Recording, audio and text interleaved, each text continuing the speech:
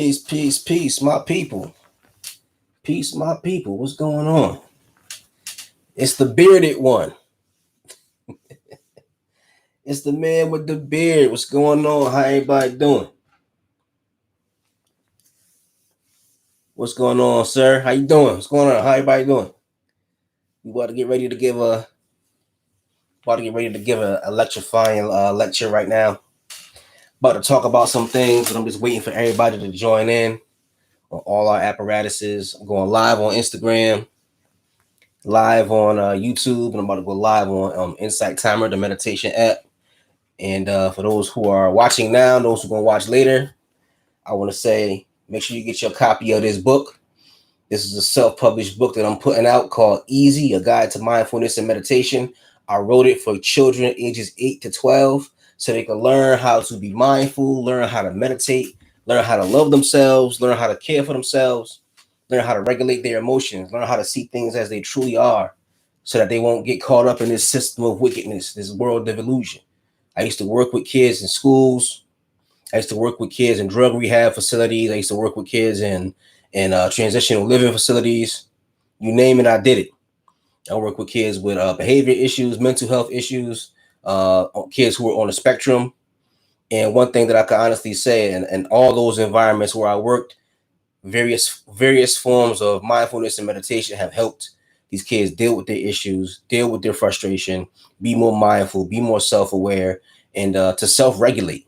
So a lot of kids will get in a lot of trouble because they can't self-regulate, can't control their anger. If you can't control your anger, you can't control your actions. Can't control their sadness. I used to work at a school in Hartford, Connecticut. It's my hometown. And the nickname of my hometown is Homicide. Homicide Hartford, they call it. So it's a lot of kids who are seeing blood and death and guns, violence. Kids are traumatized. So when they come to school, they acting out, they wilding out because they dealing with emotional pain and fear. So I wrote this book as a means of just giving them a few tips on how to just calm themselves down, how to stay focused, how to be in the present moment, and how to slowly but surely begin that path of letting the past go and developing safely and becoming strong people. So shout out to everybody who bought the book, and make sure you get your copy at www.devinmcquarrie.com. The link is in my bio. And shout out to everybody who already copped the book. I just heard back from a customer telling me that they really appreciated the book. They thought it was some something that was very, very useful. They thought it was some fire. So I got more fire coming up in the future, but this is just the first step in the journey of teaching mindfulness and meditation to the young. I had a brother tell me that that's the future. Teaching the children how to be mindful and meditate, that's the future. I agree with that 100%. I was just reading a book written by an Indian mystic guru. He was saying that he believes it's the governmental authority's responsibility to make sure everybody attains God consciousness. And I agree with that. You'll create more peace in the world if we can create an environment where people can attain higher levels of consciousness. So that's what we're striving to do. Each and every day, each and every way. They used to say each one teach one. So that's what we're doing. And thank you to everybody who bought the book. Thank you to everybody who checked the book out. Everybody who's educating about the book through word of mouth. I appreciate that. I really appreciate that. Thank y'all so much. I'm humbled and I'm blessed. Thank you. And we're gonna begin in a few minutes. Insight timer. My live stream is about to begin, and usually I'll give it a few minutes and then hop right on in. So if you're still here watching, let's get ready to rock and roll. Just give me a couple seconds. Start the live stream on this other app and download Insight Timer. Get some of them meditations. All right, peace and blessings. Peace and blessings to everybody. We going live now. We officially official. Sebastian, what's up? You got a cat, Sebastian? I see meow in the comments. Got to be a cat lover. What's going on? Who else we got in the building? Sebastian, what's up? Thank you to everybody who's showing up. We're going to get started in a few minutes. We usually get started at the 7-minute mark. The name of this one is Know in Yourself. We done with the age of belief. We evolving beyond belief. People need to know. You need to know who you are, know your power. Jay, peace family, what's going on? Liz, California, what's up? I'm from Hartford, Connecticut, but I'm in Maryland at the moment. Moved down to Maryland in April. I'm enjoying it down here. I just miss the Jamaican food in Connecticut though. I miss the Jamaican food in Connecticut. I gotta go to DC though. I heard DC got the best food out here. We shall see. My standard, I'm realizing I'm a little bit bougie because Hartford got good food on every block. Hartford is like the hood. It's restaurants, Jamaican restaurants, Chinese restaurants, Korean restaurants. It's all kinds of flavors in Connecticut. And Hartford, Connecticut, period. All kinds of flavors. So I gotta find something good out here. So far, I think the food is decent, but ain't got that Connecticut soul to it. You get Indian food in Connecticut. They got all kinds of food. Portuguese, Brazilian food, Indian food, Jamaican food, Chinese food, Korean food, Cuban, Dominican, you name it, they got it. Who else is in the building with us tonight? Let's see who else is here and where you guys are from. Jay, you hungry now? Jade, I just went back to being a vegetarian. Mindful coach, how are you? Mindful MVMT coach. Mindful movement coach. Okay. I get it now. Peace and blessings. You're a vegan? Okay, that's cool. I keep trying to go back to being a vegetarian, but I'm cooking for my sons. My sons are not vegetarian or vegan. So like today I like slipped up. I made them some real good baked chicken. And I had a little piece. I can't even lie. It was my cooking skills are getting better. Wagwan, Summer Star. What's going on? Wagwan? Yeah, Springfield. I got family out in Springfield. I got family out in Springfield. I had family out in Springfield, forever.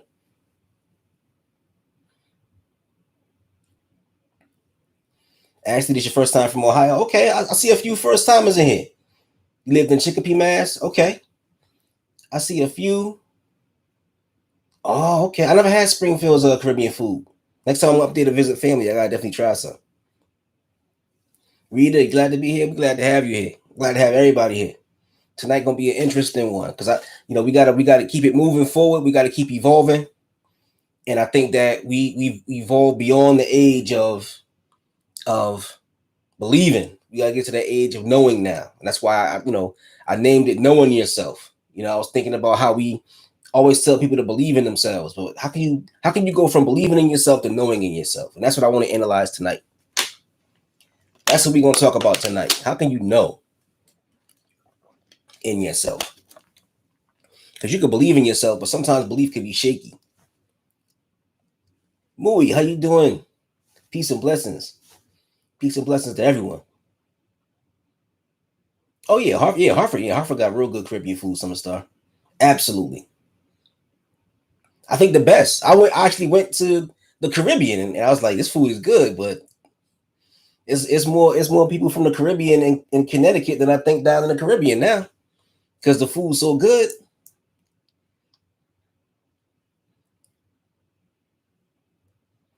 Okay, Rita, I'm definitely gonna check that out. A documentary about how animals are killed. Okay, I'll check that out definitely. That might be just what I need. But a lot of times I wanna cut back on eating animal flesh anyway, just for health reasons. Just trying to cleanse myself mentally, cleanse myself physically, get healthier. When I was a vegetarian for a while years ago, and I was just so healthy. I lost a bunch of weight, skin was glowing. Food Nation, okay, I'll check it out. I think that's on Netflix, Rita. I'm gonna check that out. I'll definitely check that out on Netflix. I know after I do this, I might be a little tired, but I probably won't sleep right away. So I'll check that out. See if I can find it on Netflix. Food Nation. I think I saw that too. I believe I saw that. But then at the same time, you got Food Nation telling you how bad eating meat is. But then it's an anime that I watch called Food Wars. It make animal meat look so good. What's up? And you know what, Rita? I agree. Eat their fear, terror, and mental illnesses. I could see that. I could definitely see that. I could definitely see us absorbing that negative energy. I could definitely see that. I could definitely see that. And we on a spiritual journey anyway, so we gotta start experimenting with the spiritual science. You know, not necessarily the spiritual beliefs, but the spiritual science. And we gotta start experimenting and really trying these things. Because spiritual leaders for years have told us to cut the meat out of our diet anyway. Let's try it. If nothing else, let's try it and experiment and see what we can do, see what changes we can make. I'm all for it. Jade, I think that's a good ambition. Clean up the diet, eating less meat. I think that's something that a lot of people want to try to start doing. But we're getting close to that 7-minute mark. We're gonna begin almost immediately after I take the next sip of water.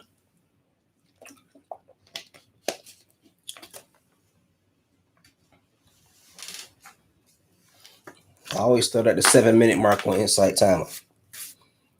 That number 7. It's a special number.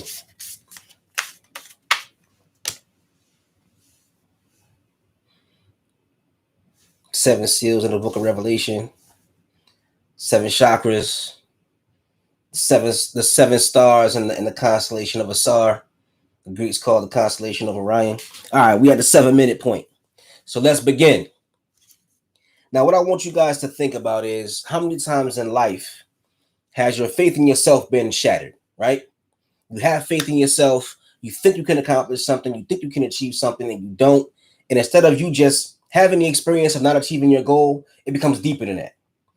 You try something, it doesn't work out. And not only does it not work out for you in the outside world, but on the inside, it shatters you.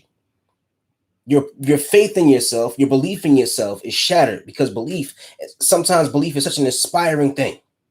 You want to believe, you want to have hope, right? So a lot of times, if you're a person who's struggling with low self-esteem, you're struggling with addiction, you're struggling with anxiety, depression, right? And you believe you can overcome it. Or in some instances, you might just believe that you can just get out of bed and go to work. Because there's going to be those moments for individuals who really struggle where just believing that you can get out of bed, just believing you can hold that conversation with somebody, just believing that you can achieve these small goals. These are big things for somebody who's really, really struggling. And I've been in that situation emotionally, psychologically, where I believe I can do something. In my mind and my heart, I believe I can do it, and I'll try it, and I'll accomplish that small goal, and I'll overcome the depression a little bit, and I'll get a little boost of energy and see a little bit of sunlight coming down from the heavens. And then I'll try again, and then because I believe in myself, if things don't work out, then it shatters me on the inside.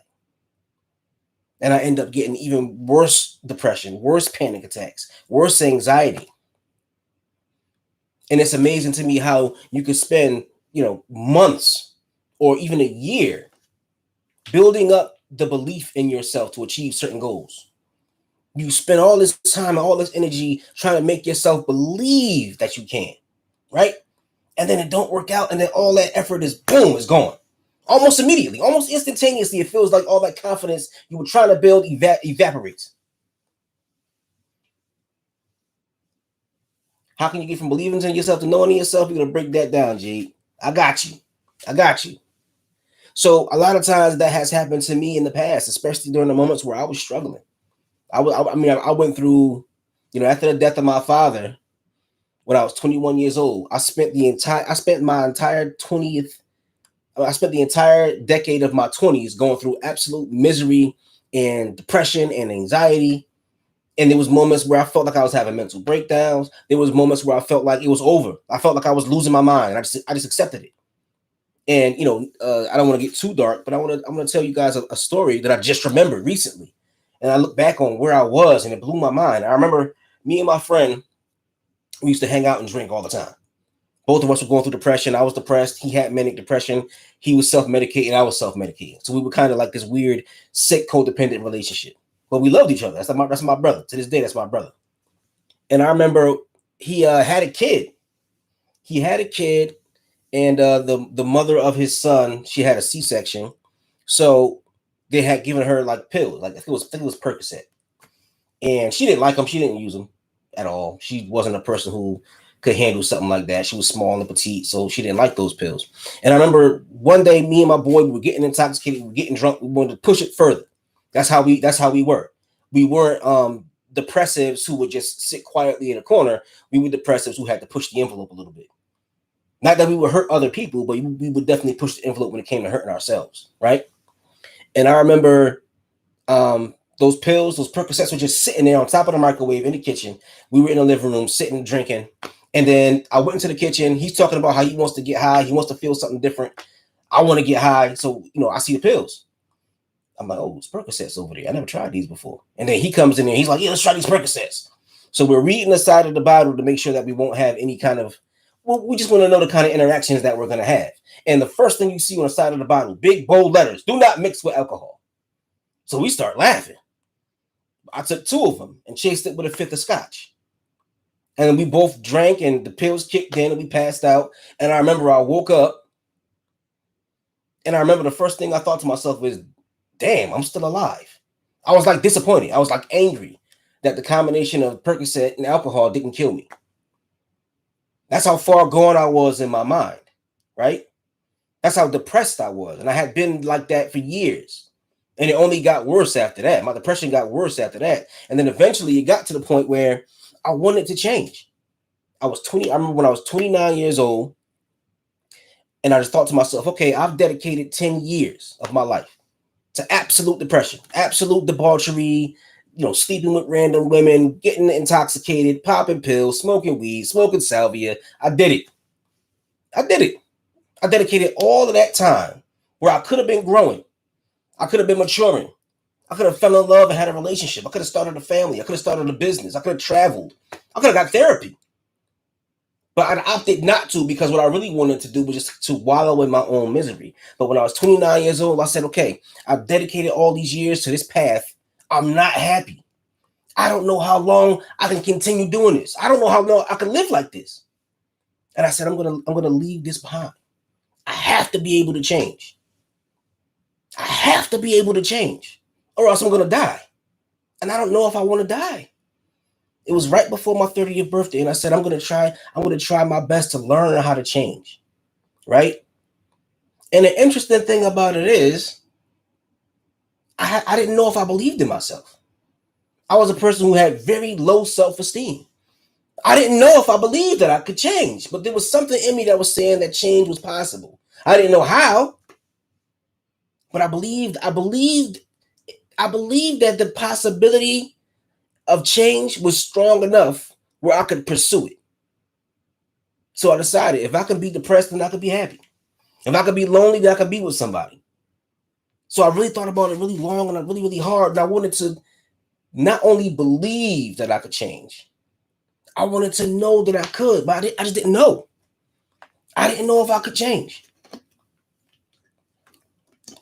But I knew I had to. There's a saying in the movie Malcolm X that Spike Lee made, where Malcolm X is talking to the brother who converted him to Islam. And he's telling the brother he's struggling with praying. And I'm not giving y'all this story for religious reasons. I just want you to hear where I'm coming from. He's struggling with praying because he was a person who was a criminal. He had, been a pimp. He had been a drug dealer. He didn't know if he could speak to God. He felt uncomfortable. And so he's talking to the guy who converted him, and he's saying, I don't know if I could do this. And the guy told him, if you take one step towards Allah, he'll take 2 towards you. So that's when I realized that I believed in myself, but I didn't know in myself. But I thought to myself, if I could just take one step, just one step, then that will strengthen my faith and belief. And eventually I could go beyond belief. Now, of course, I couldn't articulate this at that time. I was still going through deep depression. I was still out of control of my emotions and still basically out of my mind.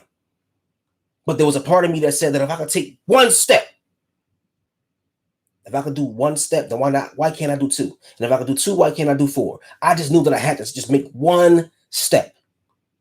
And that's the process of me going from believing in myself to knowing in myself. The first thing I had to do was make a decision. Make a decision and decide And that's how you empower yourself. See, when you're a person who's depressed, right, quite often we have an external locus of control, meaning that we think the universe is controlling us, circumstances are horrible, life is miserable, everyone hates us, nobody likes us, right? If you're going through depression and anxiety, low self-esteem, these are the things that you're constantly thinking. And it's not just a once in a blue thing. This is something that I constantly thought every day. Right? But then I decided it was time for me to take control. And I would make one step toward improving my conditions. That first step that I took was me deciding to cut back on my drinking. Now, I didn't stop. I didn't stop. But I made the decision that if I could make one small change, then that would prepare me for more changes in the future. Change is sort of like changing and creating your new self is like watching, like when I watch my sons play with Legos. It starts with just one block. It starts with one little block, and the next thing you know, my son got this whole thing. The whole kitchen table was covered with just Legos and pieces and some stuff and buildings and cars, but it all starts with one block. So I had to start with that one step, that one block. You make one step towards God, he'll make two towards you. So I started with one step. Let me cut back on my drinking. Instead of me being drunk and wasted every day, I'll drink. I think I cut back to like drinking 4 days a week instead of 7 days a week.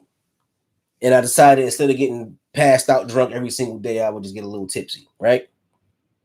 And then I decided that I would begin the process of meditation. Now, I thought about myself when I was a kid. I was a happy kid. I changed and became miserable and unhappy with certain things, dealing with trauma and the loss of my father, right? But I thought to myself, if I can change in a negative way, then who says I can't change in a positive way? And I honestly decided that, you know what, I was going to test the boundaries of my reality. That's how I started to know in myself. I started testing myself. I started testing what I could accomplish. I started testing the things that I could do.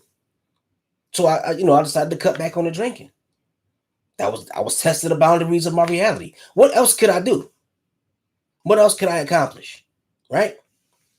And that brings me to, one of the major things to knowing in yourself is to make internal goals.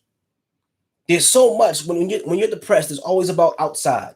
These circumstances are making me unhappy. Life is making me unhappy. I just broke up. That makes me unhappy. Everything is external, external, external. We're focused on all this stimulation that's making us unhappy, right? We focus so much on the outside, we forget to focus on the inside. So I think one of the major steps to knowing in yourself is to set internal goals, to test the boundaries of your reality.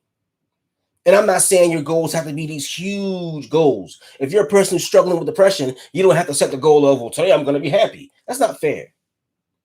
If you've been miserable and unhappy for years and years and years, it's not fair to say today I'm going to be happy. It's not that simple.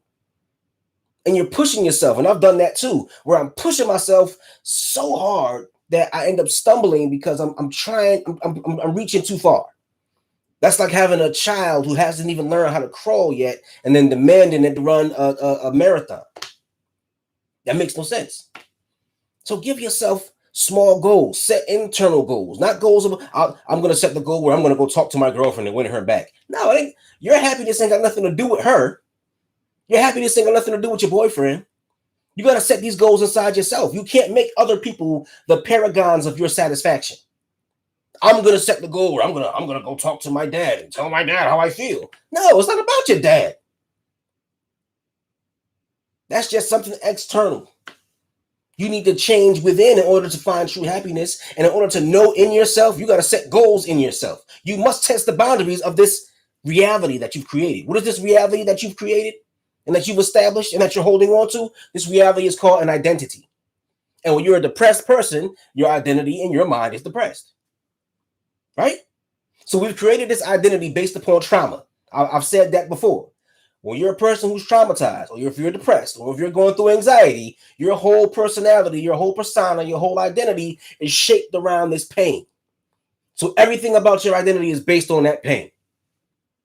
Right?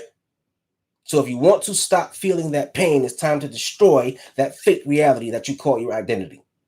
I've done that too. I lost my father when I was 21 years old. He died suddenly. He was sick for a while, but I didn't understand what was happening. So I thought that he would just live. And then he just died kind of suddenly. One day he was going to get a haircut, and my stepmom said he was going to get a haircut and just collapsed at the front door. And I'm like, man, and I ain't trying to be funny. I was like, man, my dad couldn't even get a shape up before he died. I'm like, my old man couldn't even get crispy clean before he died. And I sound silly. I'm chuckling about it now, but at the time that was a major shock for me. It was a major shock for me, right? And I was like, oh man, this is so unfair. Life is so unfair. God is unfair, right? But it's not about these external things, right? And seeing and hearing my dad die and burying him and all of that stuff, I shaped my whole identity around that pain. Why you drink so much? My dad died. I used to do hip hop back in the day. We used to have our own little studio in East Hartford. And I remember I went through a phase where like every song that I was writing and mentioned something about my father dying. Yeah, Gail, you're right. We gotta be able to, and sometimes stuff is funny. So you're right, Gail. But like I was saying, my whole identity became about the death of my father. Why you drink so much? Oh, my dad died. Why you so high all the time? My dad died. I remember one time a friend of mine saw me, a guy I went to high school with, named Ty, my boy Ty. Shout to Ty if you see this, Ty. Shout to Ty. And I'm glad I saw Ty that day. It was a cold winter day. I'm on the bus with a pint of Yukon Jack.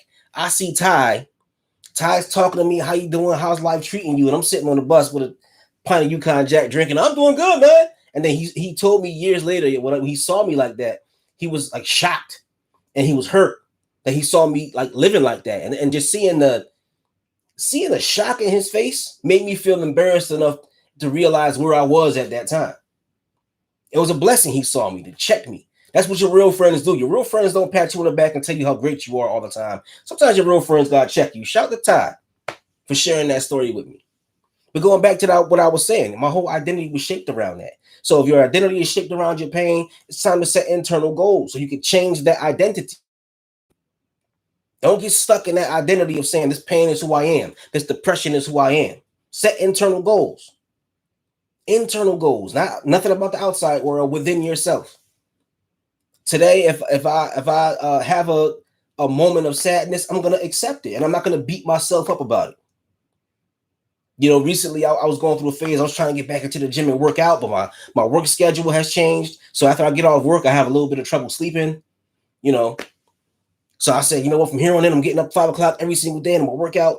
It's been a struggle for me to do that simply because my work hours have changed, and now sometimes I beat myself up like, you lazy. But then I realized, you know what? I'm not being lazy. I'm just getting a regular amount of sleep. Why am I so harsh on myself?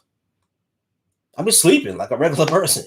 And it's not like I'm sleeping excessively. Sometimes I'll get 8 hours of sleep, sometimes 7 hours of sleep. I'm sleeping a normal amount of time, but I'm beating myself up. But anyway, like I was saying, you must set internal goals and be kind to yourself. Set internal goals, be kind to yourself. Today, your internal goal might be, you know what? I'm going to spend less time watching TV. And I'm going to take that time and meditate a little bit more. One thing that I had to do was my goal was to figure out how depression works and to see if I could overcome depression. So I started going to school. I ended up getting a degree, my associates in psychology, because I wanted to see exactly what was happening in this brain of mine. And that helped me out a lot, just understanding the thing, attachment issues and abandonment issues. I started to understand it a little bit deeper. That was my personal goal, my internal goal, learn more about what's happening within me.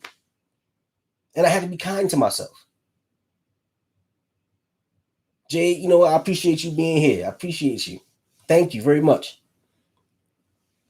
Something else that we can do that I think is tough in this culture. We live in a placebo culture. We live in a fake culture. One thing that we got to do is we got to sit with the pain. I was listening to a song. Y'all probably heard this song. It was a song by Drake where he was talking about he had to take a flight to Japan. He said, I took a Xanax. I took a Xanax. I was out like a light. Like a 20-hour flight, something like that. I can't remember. I can't recall. But I was just thinking about how, wow, like we live in a culture where if taking an airplane is uncomfortable, you can just take a pill. And I'm not talking about people who are who get like motion sickness or individuals who have really bad anxiety. I'm just talking about like if you got to take an airplane and it's a little uncomfortable. We're in a culture where we can't even deal with not even the slightest bit of discomfort. Yep, under the rug. We can't deal with the slightest bit of discomfort. You in a relationship, things don't work out. Oh my God, it's the end of the world. I hate men. I hate women. You can't even handle the slightest, smallest bit of discomfort. And I said this before in one of my other live streams. We've been trained to chase our dreams so much, but we don't know how to handle real life. A lot of us don't know how to handle real life. Things don't work. That's a part of life. In ancient Kemet, that the Greeks called Egypt. But before that, the name of it was Kemet. It meant black. Because the people who were there were black. It was black Africans. So it was the land of the blacks. So in ancient Kemet, there was two principles, right? There was one principle called Ma'at. Ma'at is depicted as a goddess, beautiful with big, huge wings, colorful wings, right? And Ma'at was the goddess of balance, order, reciprocity, justice, the maintenance of universal energy, right? And then you had another principle, Isfet. Isfet is the principle of entropy, deterioration, injustice, chaos. And the thing about it is that chaos is just a part of life. And it's not a bad thing either. I said before another one of my live streams, I said chaos exists because anything's possible. If everything had a particular order to it and nothing ever went outside of that order, you would never evolve. But a lot of us can't even handle the ups and downs of life. We get stressed out, and the first thing we're trained to do, I need a placebo now. I need to get drunk now. I was talking to a friend of mine years ago, and I was like, I'm about to stop drinking. I want to get healthy. He was like, what? He said, okay, if you stop drinking, you got to smoke some weed then. I was like, nah, I don't smoke weed. He said, hold on, you just going to be sober? I said, yeah, I'm just going to be sober. He's like, nah, man, you need something to help you get through the day-to-day pressures of life. And I was thinking about what he said. I'm like, the day-to-day pressures of life is something I need to be high to handle? Like, this is a person who, he can't even handle the main functions of reality. Imagine when he goes through intense trauma. I'm like, DJ Academics, get out of here, yo. My boy Quinn, he on my other live stream, making me crack up over here. But anyway, I was like, yo, you can't even handle the basic functions of life, the ups and downs of life. You got to be intoxicated every single day. Every single day he said you need something just to get through the basic ups and downs. So imagine if he get hit with true pain. Imagine if something happened where, Lord forbid, one of his loved ones passes away. Imagine if, Lord forbid, he like loses his job and things get completely flipped upside down. Thank you, my brother. We've been taught to chase our dreams and can't even handle just basic real life. That's why one of the major things that you have to learn how to do when you're struggling is to learn how to sit with that pain. Dissatisfaction gives us the impetus for evolution. That's why we suffer. We suffer so that we can get closer to God. We suffer so that we can become closer to our God concepts. That God concept exists within you. That God consciousness exists within you. But unfortunately, you need to suffer in order to tap into that power. You need something taken away so you can reach out for things that are greater than that. When you watch these superhero movies, what always happens? All of these superheroes have trauma, but they tap into their greatness when they lose something. Superman lost his dad, became more powerful. Batman lost his parents, became more powerful. Deadpool was tortured and burned alive and became more powerful. I think Scott Campbell from the X-Men, same thing, lost his family. All the X-Men lost their family from what I remember. David, you got to sit in the pain and go to sleep. There's a song by Nas, my favorite rapper. He said, I never sleep because sleep is the cousin of death. Sometimes it's great to be alive and face that pain. It's great to be alive and face that fear. Stay awake and face it. And then you'll realize that the pain and the fear is not all powerful. The pain and the fear is not God. When you make pain and fear God, that stunts your growth. How can you grow? You think your pain is God. I gotta show the utmost reverence for this pain. I don't want to disturb this pain. You meditate and feel energy again. That's good.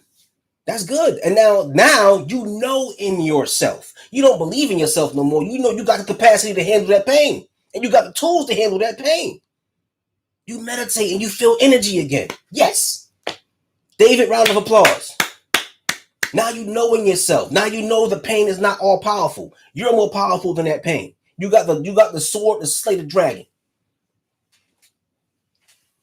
David, put it like this.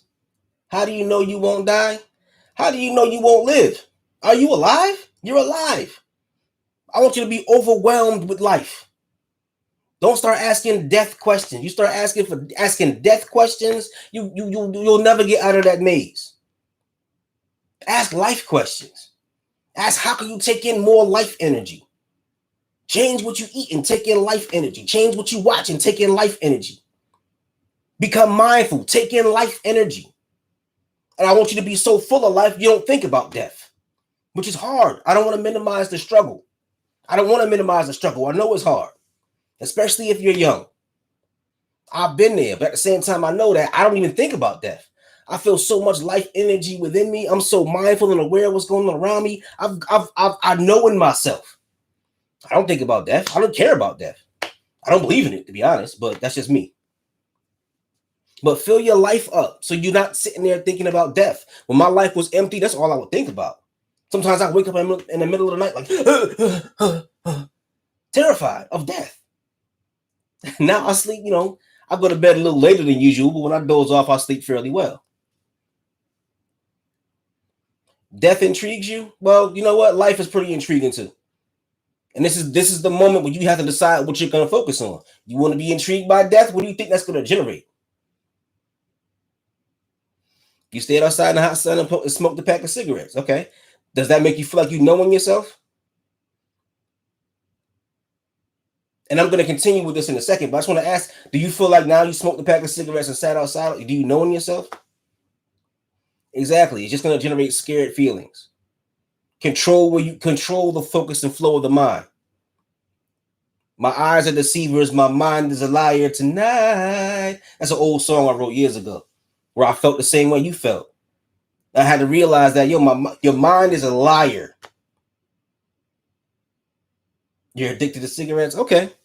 Well, let's get addicted to life. That's what cigarettes really are. A lot of people who get addicted to cigarettes have at least I think, they have a slight death obsession. But that's just me.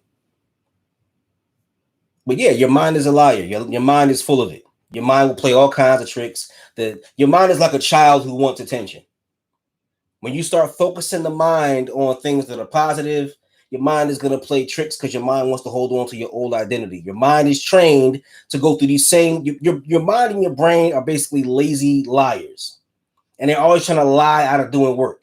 And in order for you to shatter your identity, you're going to have to put work in. The mind don't want to work. So the mind has all these little tricks and all these little shortcuts. Your mind is like that lazy dude at the job. We all work with that lazy dude at the job who always trying to get out of something. The boss will give him some work. He try to figure out how to finagle. He'll do half of it and then say something happened. He'll break his computer on purpose. Yeah, the computer ain't working, boss. Can't do the work now. That's your mind. Yeah, your mind is a goofy slacker, but also your mind is a maniac. Your mind is destructive too. That's why you must master the mind by being mindful. When you immerse yourself in the present moment, that makes it so that the mind can't play its tricks, and the mind becomes your ally. And once you master the mind, you can use the mind as a tool. Consciousness only uses the mind to create reality. And you got to ask yourself what kind of reality you want to create. When the mind is running the show, fear, anger, resentment, aggression, that becomes your reality. When divine consciousness is running the show and uses the mind as a tool, then that way you create the reality that you want. I've been there. Trust me. Fear is a liar. Yes. But even deeper than that, your mind is a liar. My eyes are deceivers. My mind is a liar tonight. But anyhow, like I was saying, sit with the pain. Sit with the pain, and then you'll understand that you don't have to be afraid of it. It's not all powerful. It's not almighty.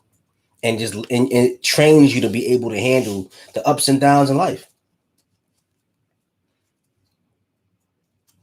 What meditation do I suggest is the safest so you won't fall asleep on accident? Mindfulness. Just start with being mindful. Just start with opening your mind to what's going on around you and training yourself to just accept it.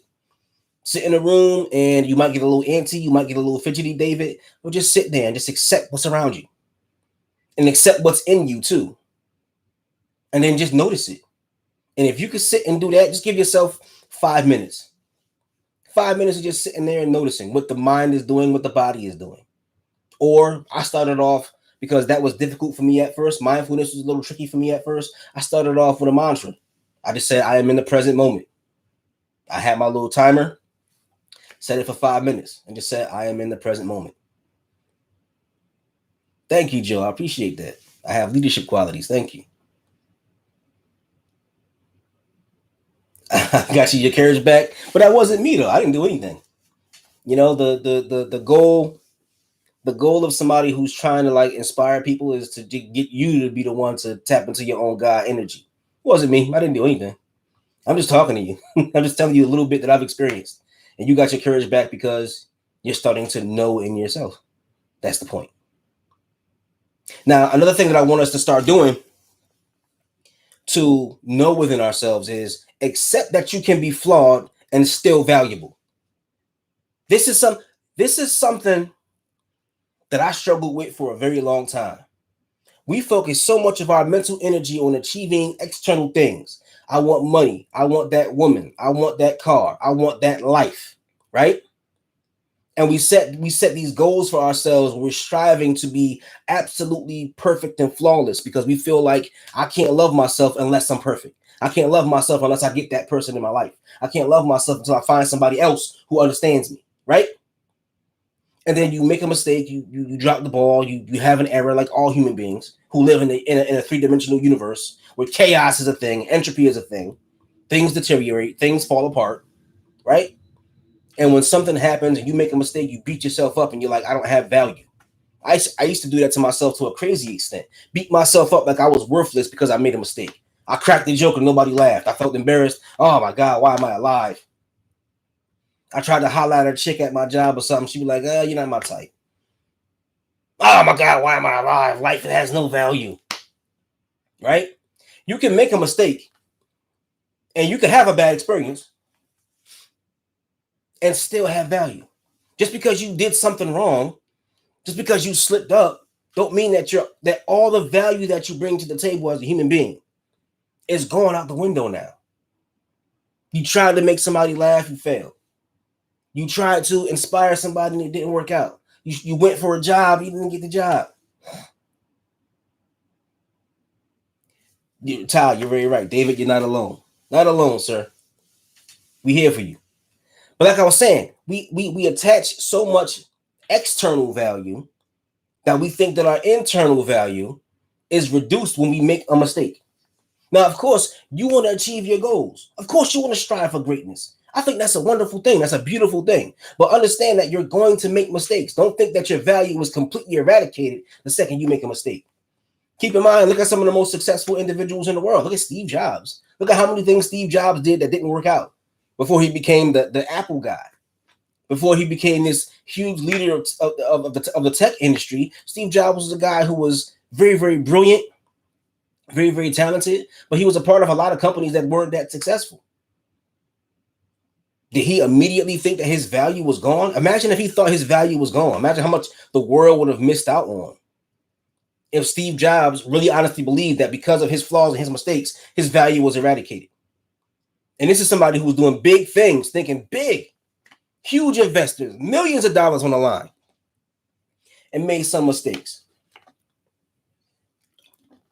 But he understood that his value was in his potential, and his value was in him continuing to put effort in. Your value is not necessarily diminished by your failures. Your value is diminished when you quit.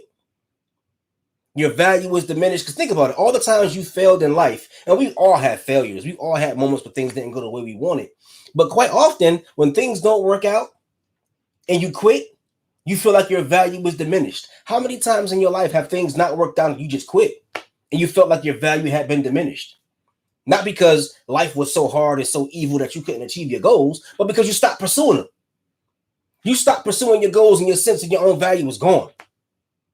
Now, what would happen if you had kept pursuing those goals, kept fighting, and kept going, and then began to know in yourself by achieving certain dreams? I had a dream to start my own business. I started my own business, teaching mindfulness and meditation. And, at the beginning, this is before quarantine, I remember I would just walk into places and just bump into opportunities, right? I would just walk into a place and be like, hey, and then the next thing you know, I got a client. And I didn't make a whole bunch of money when I started my business, but I was making like thousands. I was pulling thousands of dollars out of thin air. It was amazing. Then quarantine hit, and that really knocked my business down. And there were moments where I felt like, oh my God, I should just stop. I should just quit. But I said to myself, I still have value. And I kept teaching that insight timer, and I kept putting content up there in social media. I kept moving forward, published a book, still teaching. My value was not attached to my failure. My value was attached to my effort, and my effort is attached to my successes. I will never stop. I will never quit. No matter what venue I work in, I'm still doing all of that stuff. Nicole, much love, much love. We keep moving forward and stop evaluating yourself based on your failures. It's amazing to me that people will evaluate themselves only on their failures. Think about all the times you were successful, all the times you had opportunities that you were afraid to pursue, all the times you did what you wanted. You set a goal, you accomplished it. But those are small. Oh my God, I'm not thinking about the times where I won. I'm going to focus on all the few times that I really truly lost, because most of us are not really truly pushing the envelope anyway. So when we win small. When we lose small. But we put so much value on the losses and forget about the successes. And shout out to my man that's watching this on Instagram. This is a brother who I've known most of my life, and he's a comedian. And I'm just thinking back on all the successes that he's had and all the times that he struggled in the past. But I'm so proud of him. Salute to him. Salute to Mo Green, because this guy is a true warrior. He keeps moving forward. And no matter what, his evaluation of himself is based upon his effort. He always put the effort forward. Ever since we was kids. Ever since we were young, I always loved the fact that he always go for his, no matter where we at, no matter what we doing. We be somewhere, we see some beautiful women. I'll be intimidated, like, I don't know. Next thing you know, boom, he's shooting his shot. And if a female shot him down last night, he's not going to attach his whole sense of self to that. He's going to attach his sense of self to putting forth effort the next time. And Lizzie, that's exactly 100% correct. That's 100% correct. Your failures are lessons. And you know what? And when you become truly mindful, what happens is you become grateful. When you fail, you become grateful because you start to learn so much through these opportunities where things didn't go your way. I'm happy about some of the things that I didn't get. I look back on it now in retrospect. I'm like, man, I'm glad that didn't work. Then sometimes I'm like, man, if that had worked, where would I be? I wouldn't be pushing forward. I wouldn't have made progress. I wouldn't have learned my true nature if that had worked. In the Bible, and I think it's in the book of Isaiah, it says that God makes the light and the darkness. And at first, when I read that as a little kid, I was like, what is that? What kind of craziness is that? And I realized that what that really means is that even the darkness is a blessing. There's a little bit of light in there. If you look hard enough, you'll see that little bit of light, and it'll reveal so much about your interior world. We learn so much in our pain. Our pain has value. That's why earlier I was saying, sit in it. Sit in the pain. But keep moving forward. Accept the fact that you still have value. Yeah, you're right, Coco. The universe is protecting us. When things don't work out, sometimes that's a protection. Even the hardships are blessings. In Kabbalah, I listened to one guy talk about Kabbalah. He was saying that in Kabbalah, there's the belief that the only thing our only relationship with God or the universe or nature, or whatever you call it, is just bestowal. God is just always blessing us, giving us things. We can't give God nothing, but God just bestows all these wonders to us. And sometimes it don't feel like that, but quite often these hard times can be blessings. So Remember that in order to know in yourself, remember that everything you're looking for outside you is in you. That's how you can know in yourself. You looking for love? Okay. But that love is inside you. You got to love you before anybody else can love you. That's how you can know in yourself. You're looking for a strong person to be around or a situation where strong individuals can teach you. Okay, that strength is inside you. And when you find it within yourself, that's when it manifests in the world around you. Everything you're seeking without, you need to seek within. You need to develop a relationship with yourself where you can honestly trust yourself and say, I'm going to look within myself for the strength to pull through this. I'm going to look within myself for the power to change. I'm going to look within myself so that I can take myself to the next level. Remember, like there's a saying now in hip hop, you are the plug. Everybody's looking for a plug. They're looking for somebody who can take them to the next level, somebody who can open up doors for them. That's you. You are the plug. You're the one with the value where you can open up doors and create reality around you.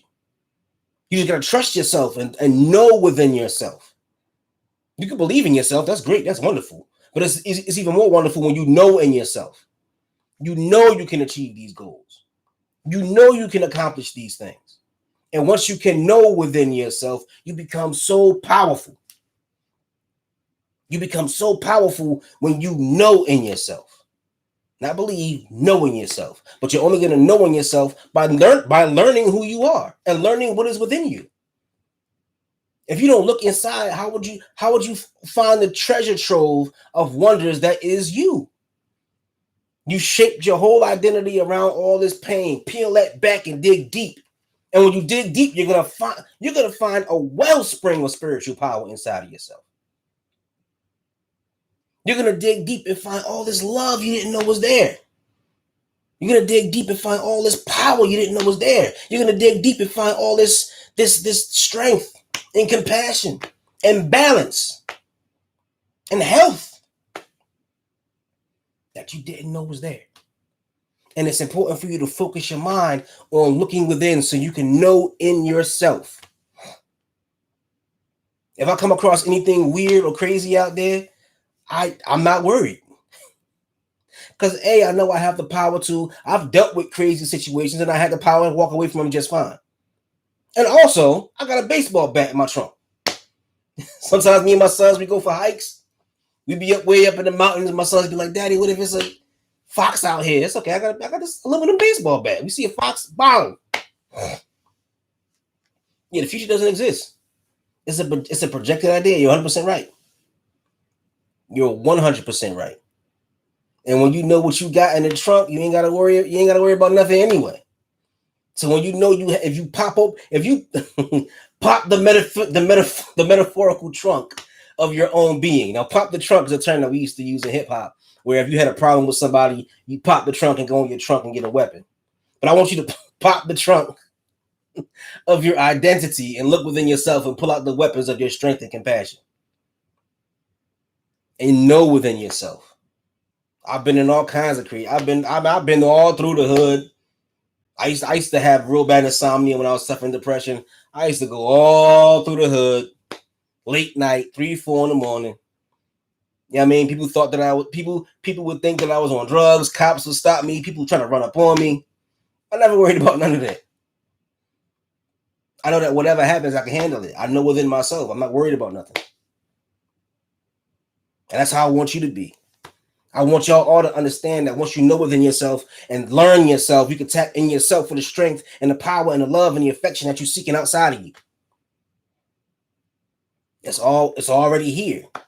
If it wasn't here, you wouldn't be looking for it out there. There's a guy I follow on Facebook. He said only God can see God. That God consciousness is there. That love is there. If you can even perceive what love is, that love is already there. You can only understand what you can perceive. There's so much in the world that we can't perceive, so we don't see it. So if you can see love in the world, if you're looking for love in the outside, I mean, it's already here. Might sound strange, but it's true. You're looking for strength out there? Okay, well, you have an understanding of strength.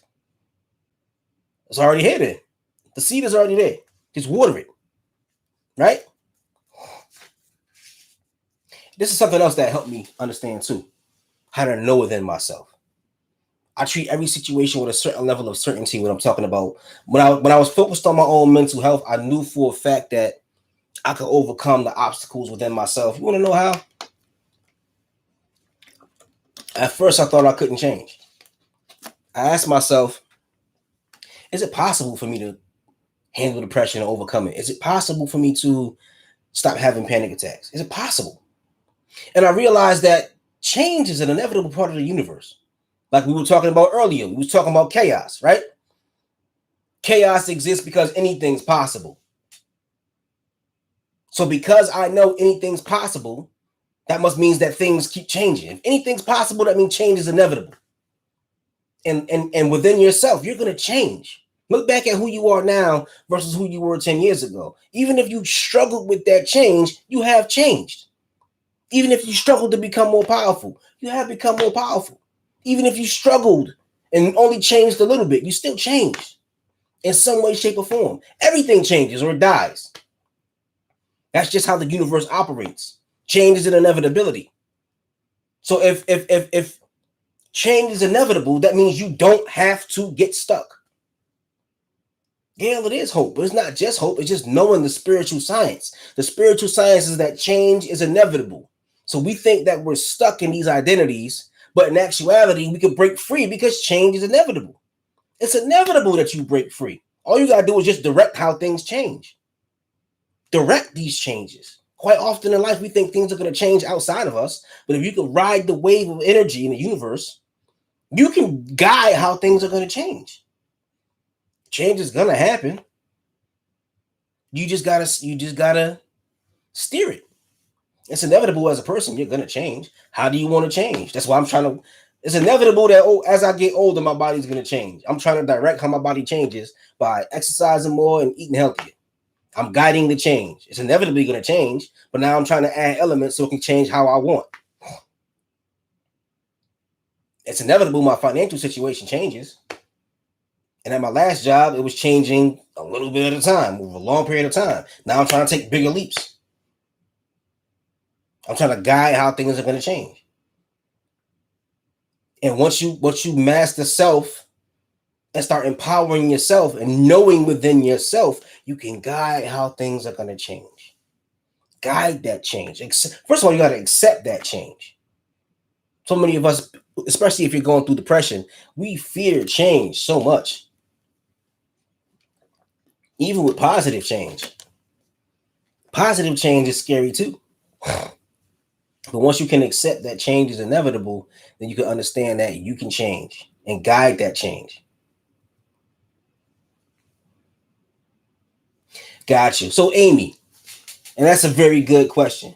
Thinking rationally, what I'm saying is correct, but how does one direct this when their feelings feel otherwise? And that's the interesting thing that I want you to understand. What we call feelings. See, we have this kind of weird Venn diagram of how we understand ourselves, where the mind is over here, right? Body is over here, right? And then they kind of meet in the middle, and this little spot in the middle of the Venn diagram, that's where our identity is, right? Well, actually, it's all the same. Your mind and your body are kind of just, your brain and your body and your mind are all kind of just one physical thing. Now, when you go into deeper levels of spirituality, you can see the differences between them, but really, it's all just the same. So what I want you to understand are these things that we call feelings, we call them feelings because it's actually how you feel within your body.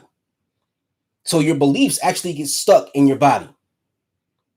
Yes, perception versus reality. Your beliefs actually get stuck in your body. So when you feel like, wow, I can't change. What happens when you say, I can't change? Well, what happens with me when I think that something is impossible, I get tense. Muscles in my stomach get really tense. My breathing might change. I might get like a slight headache as I get frustrated and annoyed. So you can actually change how you feel by changing your body through mindfulness techniques. When you feel that tension in your stomach telling you can't, take a deep breath. Release that tension. Shoulders are up. That's why when I used to work out, my shoulders was the first thing to get defined. The rest of my body was regular looking. My shoulders looked incredible because I was tense all the time. Shoulders was like this. And Arnold Schwarzenegger shoulders and a Jonah Hill body. But anyway, once you learn how to train your body to release these quote unquote feelings that are real feelings in the body, then it starts to affect your mind and your belief system. Quite often, what you believe becomes real to you because of the sensations of your body. And I talked about that in a couple of my past live streams. When you think a thought in your mind, right? Why do we react and respond the way we do? Like, for instance, if you're in a relationship and you think, I know he's cheating, I know she's cheating. Why does that thought all of a sudden become so terrifying? Because your body has an immediate fear response to the thought, right? So in your mind, you're thinking the thought, I know that person is cheating. Your body responds with all these physical sensations, and then it becomes real. And because you feel these physical sensations, it makes it seem like what you're afraid of in your mind is real. So when you know rationally, you know for a fact that what I'm saying makes sense, those feelings are really just sensations in the body of resistance. So train your body to accept reality. That's what mindfulness and meditation is about. Retraining your body and your brain to accept reality. Like I said, the brain is a slacker and a liar. So your brain creates shortcuts so it don't have to do no extra work.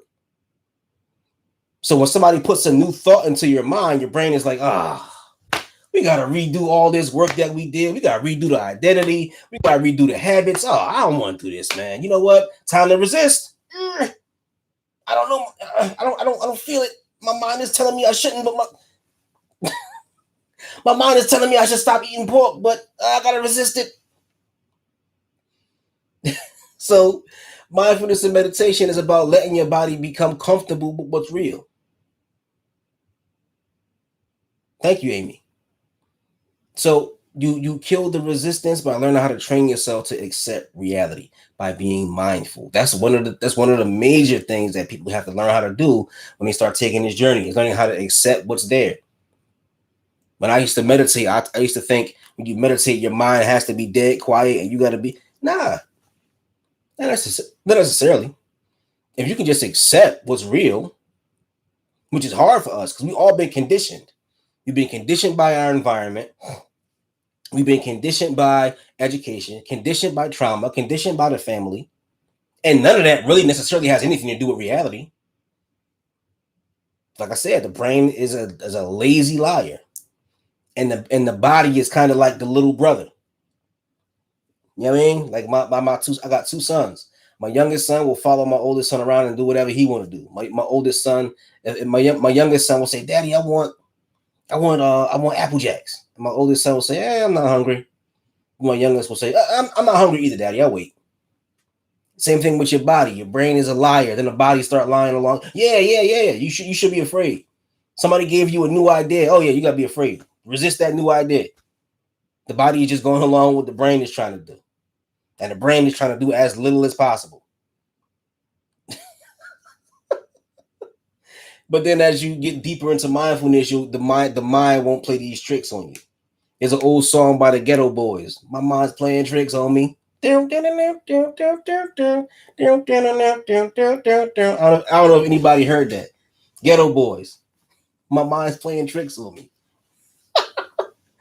That's a crazy song, but I used to love that song when I was a kid. But yeah, those are ways that you can know in yourself. And that's how when you know in yourself, you'll be a lot less afraid. Beastie Boys got a song like that. And that's what I want y'all to do. I want y'all to really, really, really know within yourselves, so you won't have to keep dealing with the same little music references. I love music. I'm addicted to music. I keep telling myself that I'm gonna do a list of meditation songs that I really, really like, but I keep forgetting to do it. Maybe I'll do that next week. Maybe I'll come up with a list of really cool meditation songs that I like a lot. I did mention before there's a hip hop song called "From Atoms to Adam" by a rapper named Killer Priest. It's not Kill a Priest, it's Killer Priest. I think he got that name from a karate movie. So I don't want you guys to think that we're referencing killing priests. That's not what we're talking about. But yeah, he did a song called "From Atoms to Adam." Oh no, I was talking about the Ghetto Boys, not the Beastie Boys. Joe. My favorite genre. Oh man, I go through waves. I mean, hip hop, and gospel music are my first loves. When I was a kid, I used to love gospel music. I was raised in a Christian household. My mom always played really flavorful gospel music. Then, as I got older, hip hop was in my environment, so I just fell in love with hip hop. But like hip hop that kind of drop knowledge. I like a lot of knowledge rap. And then over the years, I became a big fan of the blues and a big fan of. I was a heavy alternative rock fan when I was young, even though nobody around me was. Yeah, I was like the only kid in the hood listening to me and my boy Ant. We were the only dudes in the hood listening to Alice in Chains and Soundgarden and Nirvana. And yeah, I went through a heavy Indian music phase. I used to listen to a lot of Indian meditation music, which I fell in love with. For a while, I was obsessed with Japanese dream pop music, like last year and the year before. There's a band called Kinokote Ikoku. I was in love with Kinokote Ikoku back in the day. The lead singer Chiaki Sato, I used to think she was beautiful, unbelievably beautiful. She still is, but you know, I don't obsess over her like I used to. As embarrassing as it is to admit that. But yeah, Kinokote Ikoku. There's another group called Indigo La End.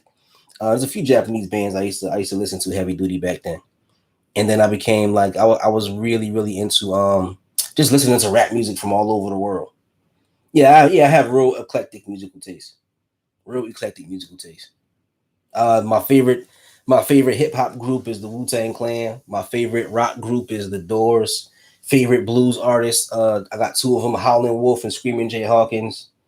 Um, a lot of Indian music that I listen to, I don't know who was singing them, but you know, there's a Indian mystic named Sad Guru, and if you go on Sad Guru, he had this song called Kapora Gauram or something like that, where he's singing about Shiva, and then somebody took it and looped it for like 3 hours. I used to meditate to that heavy duty, loved it.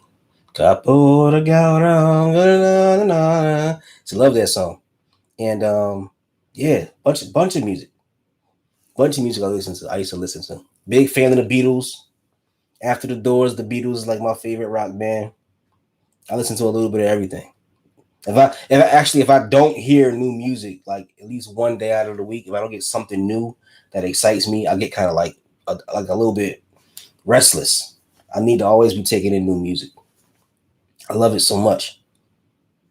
I actually did a live stream about music too. But anyhow, it's getting late. It's 12:14. I gotta take my kids to school in the morning. Y'all got me up here talking about music. And as you can see, you look at my face, I'm getting that kind of euphoric goofiness that I get when start getting sleepy. I start telling all kinds of goofy jokes and getting sleepy. I'm fascinating. Thank you, Joe. I appreciate that. Appreciate that. And I think you guys are amazing too. It's late at night. At least it's late at night here, and you guys, spent over an hour listening to me talk. I appreciate y'all. Peace and blessings. Peace and blessings to all of y'all. I'm about to go to bed, but yeah, I will see y'all again next week, Wednesday, 11:11, the magic hour, the moment where the portals open up, and I will see y'all soon. Oh yeah, by the way, before I go, um, last week I told everybody to do a little test on the boundaries of reality, and I said that my test was I wanted to lose a pound. I wanted to lose a pound in a week, which I did. I did lose a pound in a week. I know some other people set some goals. There was someone who said they wanted to work on a project and they wanted somebody to work with them for free. There was a few other people that set their goals. Did anybody remember to test their goals and see what happened with their goals? I know a few of us said that we would. Gail, I do have a circle. I keep meaning to go back to it, but I haven't been on it in so long. I've been inactive in that circle, so I apologize. But yeah, I'm gonna go back to that circle. I'm gonna go back to that circle and yeah, join. I think it's called the McCrory Collective or the Devin McCrory Collective, something like that. Rita, how did your test of reality go?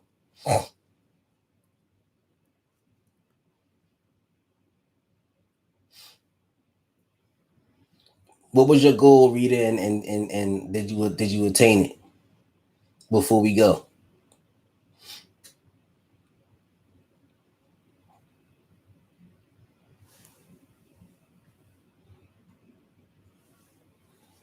Started working out, reading. Okay, excellent, excellent. Your goal is to lose 50 pounds. Okay, so keep us posted on that because I'm trying to lose about I gained about I think I gained about 30 pounds during quarantine. I lost like 13 when I started doing the vegetarian thing, and I want to just keep going and slim down. Who else set a goal to test the boundaries of their reality? 2 straight days without sugar. That's an accomplishment. That's an accomplishment. Sugar is addictive. I don't even eat that much sugar, but I bought some cookies for my sons, and I had one, and I was like, man, this cookie's kind of good. And then I realized it was because the sugar is a drug. You doing 75 hard? What's 75 hard?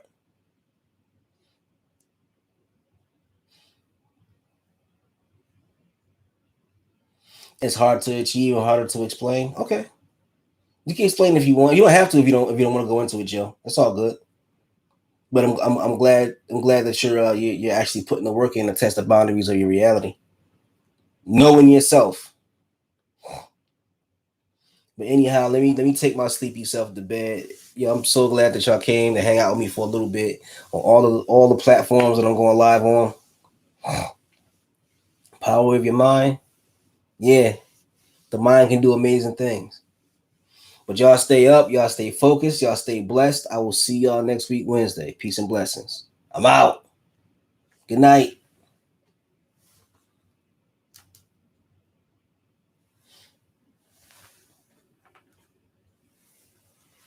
Peace and blessings.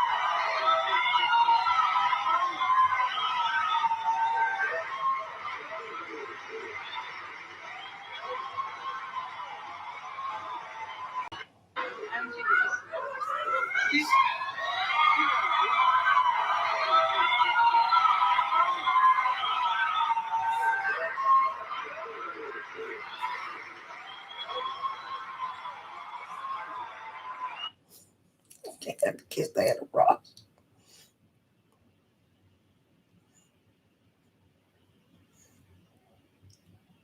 Peace, my people. What's going on?